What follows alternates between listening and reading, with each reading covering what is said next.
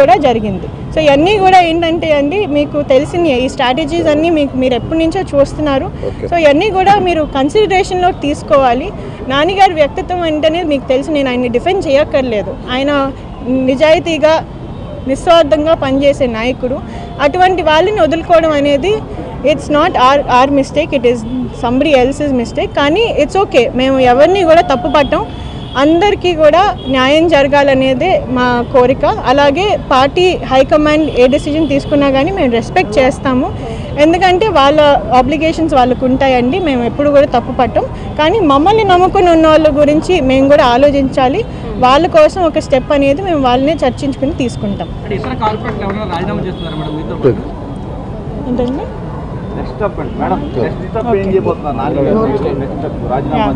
అదే అండి, నెక్స్ట్ కార్యాచరణ ఏంటనేది కేశినేని నాని గారు మా క్యాడర్ అంతటితో కూడా చర్చించి వాళ్ళకి ఏది రైట్ అనిపిస్తే దాన్ని బట్టి నెక్స్ట్ స్టెప్ తీసుకుంటాము. కంపల్సరీగా కేశినేని నాని గారు 3వ సారి ఎంపీకి పోటీ చేస్తారు, 3వ సారి ఎంపీగా లోక్సభలో అడుగు పెడతారు. అది మాకు అందరికీ కూడా నమ్మకం ఉంది. కానీ అది ఏ దిశగా అనేది ఆయన నిర్ణయిస్తారు, మా క్యాడర్ నిర్ణయిస్తారు.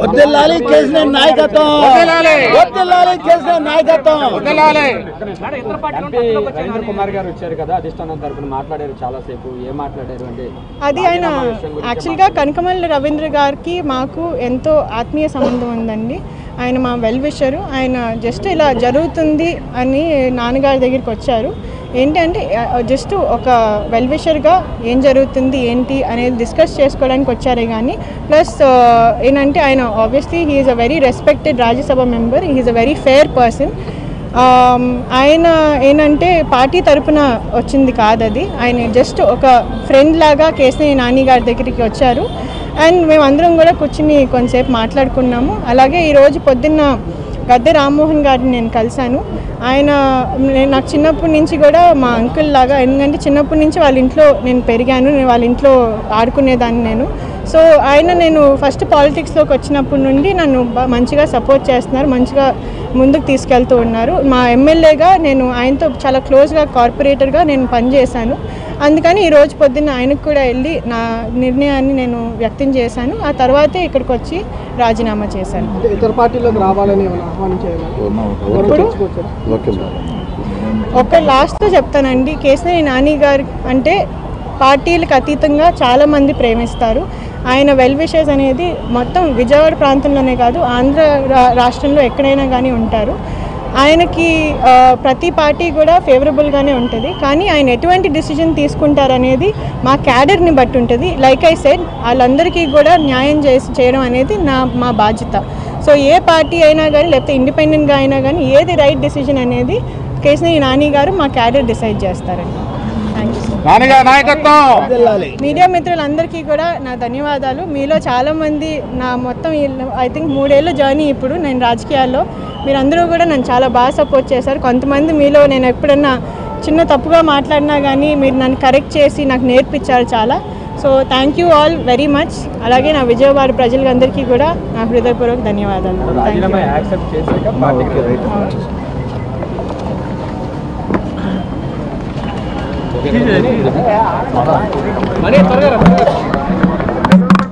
మనీ కేబుల్ పీకేవా నాన్న అక్కడ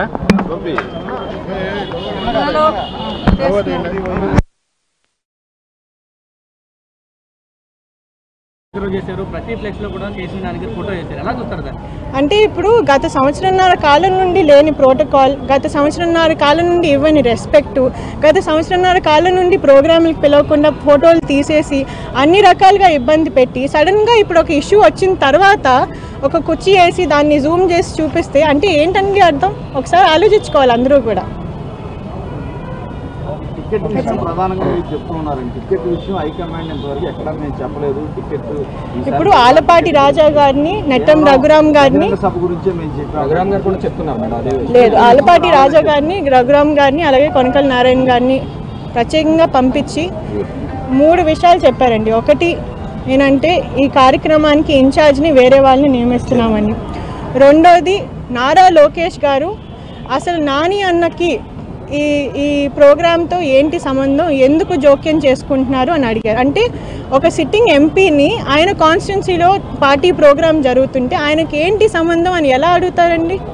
అలాగే మూడోది, ఈ పొజిషన్ కోసం వేరే వాళ్ళని వెతుకుతున్నారు, అందుకని మీరు కొంచెం సైలెంట్ అవ్వాలి అనేది కూడా జరిగింది. సో ఇవన్నీ కూడా ఏంటంటే అండి, మీకు తెలిసిన ఈ స్ట్రాటజీస్ అన్నీ మీరు ఎప్పటి నుంచో చూస్తున్నారు. సో ఇవన్నీ కూడా మీరు కన్సిడరేషన్లో తీసుకోవాలి. నాన్నగారి వ్యక్తిత్వం అంటేనే మీకు తెలుసు, నేను ఆయన్ని డిఫెండ్ చేయక్కర్లేదు. ఆయన నిజాయితీగా నిస్వార్థ. అందరికీ నమస్కారం. రోజు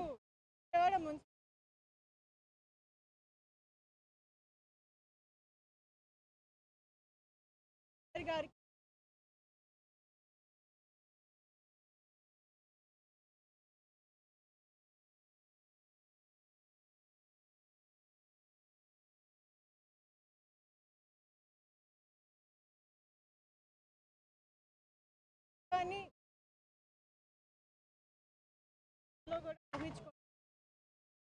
తెలుగుదేశం పార్టీని వదిలి వెళ్తామని మేము ఎప్పుడూ ఊహించుకోలేదు. ఎందుకంటే పార్టీ మీద అలాగే అధినేత మీద మాకున్న అభిమానం, ప్రేమ అలాంటిది. కానీ ఈరోజు పార్టీయే మమ్మల్ని వద్దనుకుంటుంది, అధినేతే మమ్మల్ని వద్దనుకుంటున్నారు. ఇక్కడ ఒక సిట్టింగ్ ఎంపీగా కేశినేని నాని గారిని విజయవాడ ప్రాంతంలో జరిగే తెలుగుదేశం పార్టీ కార్యక్రమాల్లో జోక్యం చేసుకోవద్దు, ఇన్వాల్వ్ అవ్వద్దు అనే సందేశం అనేది పార్టీ అధినేత నుంచి అలాగే అధిష్టానం నుంచి వచ్చింది. ఇంత జరిగిన తర్వాత వాళ్ళు వద్దనుకుంటున్నప్పుడు మేము ఇంకా పార్టీలో కంటిన్యూ అవ్వడం అనేది సమంజసం కాదు, మర్యాదపూర్వకంగా ఉండదు. అందుకనే మేము ఈ స్టెప్ తీసుకుంటున్నాము.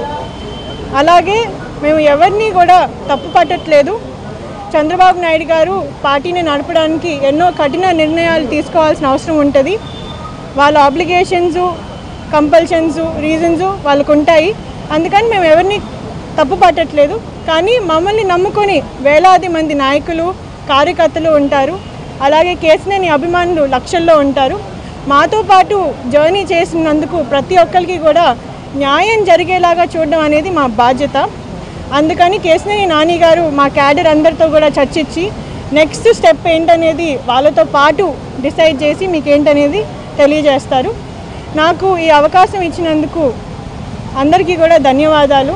నేను రాజకీయాల్లోకి రాకముందు టాటా ట్రస్ట్ సంస్థలో ఒక ఉన్నత స్థాయిలో నేను రతన్ టాటా గారి తరపున వివిధ రాష్ట్రాల్లో నేను రూరల్ డెవలప్మెంట్ ప్రాజెక్టులు, హెల్త్ కేర్, క్యాన్సర్ కేర్ ప్రాజెక్టులు నిర్వహిస్తూ ఉన్నాను. కానీ నాకు చంద్రబాబు నాయుడు గారు ఒక పిలుపునిచ్చారు, మీలాంటి వాళ్ళు రాజకీయాల్లోకి రావాలి, చదువుకున్న యువత, మహిళలు రాజకీయాల్లోకి వస్తేనే సమాజం మెరుగుపడుతుందని ఆయన చెప్పారు. ఆ రోజు నాకు ఆయన మాట మీద నేను నా ఉద్యోగాన్ని వదులుకుని, నా డ్రీమ్ జాబ్ని వదులుకొని నేను రాజకీయాల్లోకి రావడం జరిగింది. ఆ తర్వాత పరిణామాలు ఏంటనేది మీకు అందరికీ కూడా తెలిసిన విషయమే, నేను కొత్తగా చెప్పక్కర్లేదు. కేశినేని నాని గారికి జరిగిన అవమానం ఏంటనేది మీకు అందరికీ తెలిసిందే. కానీ ఒక్కటి మాత్రం చెప్తానండి, నాతో కలిసి 64 మంది కార్పొరేటర్ క్యాండిడేట్లు పోటీ చేశారు తెలుగుదేశం పార్టీ కోసం. వాళ్ళలో బడుగు బలహీన వర్గాల నుండి, మధ్యతరగతి నుండి, దిగువ మధ్యతరగతి నుండి ఎంతోమంది క్యాండిడేట్స్ రిస్క్ అని తెలిసినా కానీ జగన్ గవర్నమెంట్ ఉంది, అది మనకి రిస్క్, మనకి పర్సనల్గా ఏదైనా జరుగుతుందని అనే ఒక భయం ఉన్నా కానీ ఎంతోమంది ముందుకొచ్చారు. వాళ్ళ సొంత ఆస్తులు అమ్ముకుని మరి ఎంతోమంది క్యాండిడేట్స్ పార్టీ కోసం ఖర్చు పెట్టారు. కానీ ముగ్గురు స్వార్థం కోసం, ముగ్గురు స్వార్థం వల్ల వీళ్ళందరినీ కూడా నష్టపరిచారు. ఒక్క ప్రెస్ కాన్ఫరెన్స్ ఎలక్షన్కి 3 రోజుల ముందు ఒక్క ప్రెస్ కాన్ఫరెన్స్ వల్ల మా ఎంతోమంది కార్పొరేటర్ క్యాండిడేట్స్ నష్టపోయారు. కానీ దీనికి ఎటువంటి డిసిప్లినరీ యాక్షన్ ఇప్పుడు దాకా లేదు. మా క్యాండిడేట్స్ ఎవరికి కూడా ఇప్పుడు దాకా క్షమాపణ అనేది వినపడలేదు. ఎందుకు వీళ్ళ జీవితాలతో ఇలా ఆడుకున్నారు అనేది నాకు అదే ఒక్కటే ఒక ఫ్రస్ట్రేషన్ నాకు. సో ఇవన్నీ కూడా మీకు కొత్తగా చెప్పాల్సిన ఏం లేదు. మీడియా మిత్రులకి అలాగే విజయవాడ ప్రజలకి కూడా ఇవన్నీ కూడా మంచిగానే తెలుసు. కానీ ఒకటే చెప్తున్నానండి, ఎవరిని కూడా మేము తప్పు పట్టట్లేదు. కానీ మేము సెల్ఫ్ రెస్పెక్ట్ మాకు చాలా ఇంపార్టెంట్. గౌరవం లేని చోట మేము పని చేయలేము. ఎందుకంటే కేశినేని నాని గారు వ్యక్తిత్వం ఏంటనేది మీకు తెలుసు. ఆయన డబ్బు కోసమో, పవర్ కోసమో, పొజిషన్ కోసమో పనిచేసే మనిషి కాదు.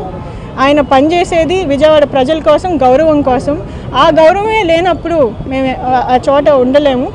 అందుకని నిర్ణయం తీసుకోవాల్సి వస్తుంది. నాకు ఈ అవకాశం ఇచ్చినందుకు చంద్రబాబు నాయుడు గారికి, నారా లోకేష్ గారికి హృదయపూర్వక ధన్యవాదాలండి. నేను ఎప్పుడూ కూడా ఇలాగా కౌన్సిల్లోకి అడుగుపెట్టి ప్రజల తరపున ఒక ప్రజాప్రతినిధిగా నేను మాట్లాడగలుగుతానని నేను అనుకోలేదు. నేను ఎప్పుడు కూడా సోషల్ సెక్టర్ బ్యాక్గ్రౌండ్ నుంచి పనిచేస్తూ ఉన్నాను. కానీ ఈ అవకాశం ఇచ్చి నన్ను విజయవాడ ప్రజలకి నా కొంచెం సేవ ఏదో ఒకటి నన్ను చేసుకొని ఇచ్చారు కాబట్టి నేను ధన్యవాదాలు నా తరపు నుంచి. అలాగే నా విజయవాడ ప్రజలకి, 11వ డివిజన్ ప్రజలకి అందరికీ కూడా నా కృతజ్ఞతలు. మీరందరూ కూడా నన్ను ఒక కూతురులాగా చూశారు, ఒక చెల్లిలాగా చూశారు. దానికి నేను ఎప్పుడూ కూడా రుణపడి ఉంటాను.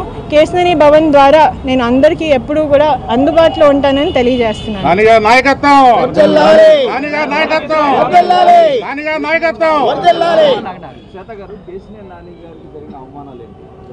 అవన్నీ మీకు ఆల్రెడీ తెలుసు కదండి. మీరు గత సంవత్సరంన్నర కాలం నుండి మీరు చూస్తూనే ఉన్నారు. ఇక్కడికి రాష్ట్ర అధ్యక్షులు గారు నందిగామకు వచ్చారు, ఒక ప్రోగ్రాం జరిపారు. దానికి నాని గారిని పిలవలేదు. ఒక సిట్టింగ్ ఎంపీగా, ప్రజాబలం ఉన్న ఎంపీగా, రెండోసారి యాంటీ వేవ్లో కూడా గెలిచిన ఎంపీగా ఆయనకి ఇవ్వాల్సిన రెస్పెక్ట్ ఏంటనేది ఒకసారి మీరు ఆలోచించండి. అలాంటిది పార్టీ కార్యక్రమాలు, ఒక అధ్యక్షుడు వచ్చినా కానీ ఇక్కడికి పార్టీ కార్యక్రమాల గురించి ఆయన ఇన్ఫర్మేషన్ లేకుండా ఆయన్ని దూరం పెడుతూ మళ్ళీ మీడియాలో ఆయన మీద బురద జల్లడం అనేది ఇది మేము గత సంవత్సరంన్నర కాలం నుంచి చూసిందే. మేము కానీ మౌనంగా ఉన్నాం. ఎందుకంటే మేము ఇప్పుడు మాట్లాడితే పార్టీకి ఇబ్బంది అవుతుంది అని చెప్పి మా చేతులు కట్టేశారు కేశినేని నాని గారు.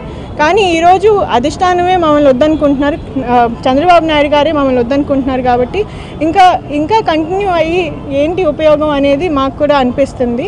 అంటే ఇప్పుడు మేము వచ్చింది కూడా రాజకీయాల్లోకి మీకు తెలుసు. నానిగారి మీ ట్రాక్ రికార్డ్ ఏంటో కూడా మీకు తెలుసు.